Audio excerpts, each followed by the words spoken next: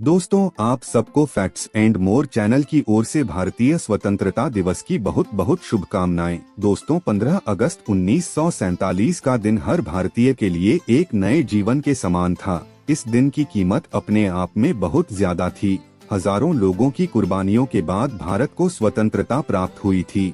तो चलिए हम आपको आजादी की उस रात के बारे में कुछ रोचक जानकारियाँ देते हैं। 15 अगस्त 1947 को ही क्यों मिली आजादी? साल 1945 में दूसरे विश्व युद्ध की समाप्ति के बाद ब्रिटेन में चुनाव हुए, जहां पर लेबर पार्टी ने जीत हासिल की और अपने चुनावी वादे को भी निभाया। लेबर पार्टी ने कहा था कि अगर उनकी सरकार बनती है तो ब्रितानी उपनिवेशवाद को समाप्त कर दिया जाएगा, जिसका मतलब था भारत सहित कई गुलाम मुल्कों को आजाद कर दिया जाएगा। इसके लिए फरवरी 1947 में लॉर्ड माउंटबेटन की नियुक्ति हुई, लेकिन फिर माउंटबेटन ने जून 1948 में आजादी देने की बात कही। इसके लिए बकायदा एक प्रस्ताव दिया, जिसका जमकर विरोध हुआ, जिसके बाद माउंटबेटन को एक साल पहले 1947 में आजादी देनी पड़ी।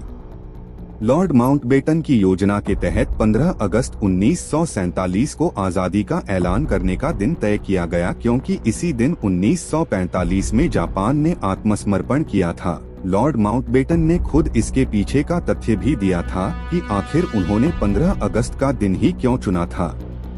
आजादी के जश्न के लिए 15 अगस्त की तारीख तय हो गई, मगर ज्योतिषियों ने इसका जमकर विरोध किया, क्योंकि ज्योतिषीय गणना के अनुसार यह दिन अशुभ और अमंगलकारी था। ऐसे में दूसरी तारीखों का चुनाव किया जाने लगा, मगर लॉर्ड माउंटबेटन 15 अगस्त की तारीख को नहीं बदलना चाहते थे। ऐसे में ज्योतिषियों बीच का रास्ता निकलते हुए 14 से 15 तारीख की मध्य रात्रि का समय तय किया, क्योंकि अंग्रेजी समयानुसार 12 बजे के बाद अगला दिन लग जाता है, जबकि भारतीय मान्यता के मुताबिक सूर्योदय के बाहर अगला दिन माना जाता है।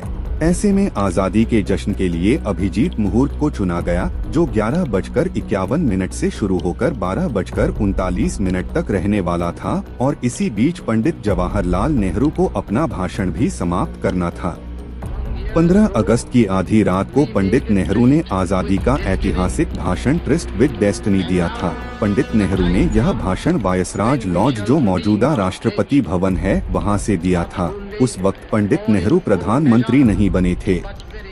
15 अगस्त के दिन लॉर्ड माउंटबेटन ने अपने ऑफिस में काम किया। दोपहर में पंडित नेहरू ने उन्हें अपने मंत्रिमंडल की सूची सौंपी थी और बाद में इंडिया गेट के पास प्रेसेंज गार्डन में एक सभा को संबोधित किया था। महात्मा गांधी नहीं थे मौजूद।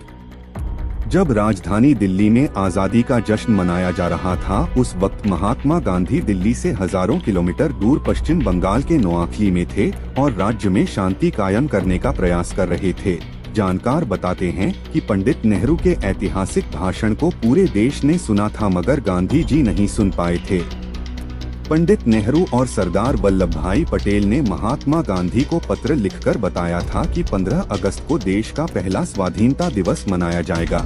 आप राष्ट्रपिता हैं, इसमें शामिल होकर अपना आशीर्वाद दें। जिसके बाद महात्मा गांधी ने भी जवाब में पत्र लिखते हुए कहा था कि जब बंगाल में हिंदू मुस्लिम एक दूसरे की जान ले रहे हैं, ऐसे में मैं जश्न मनाने के लिए कैसे आ सकता हूँ? मैं दंगा रोकने के लिए अपनी जान दे दूंगा।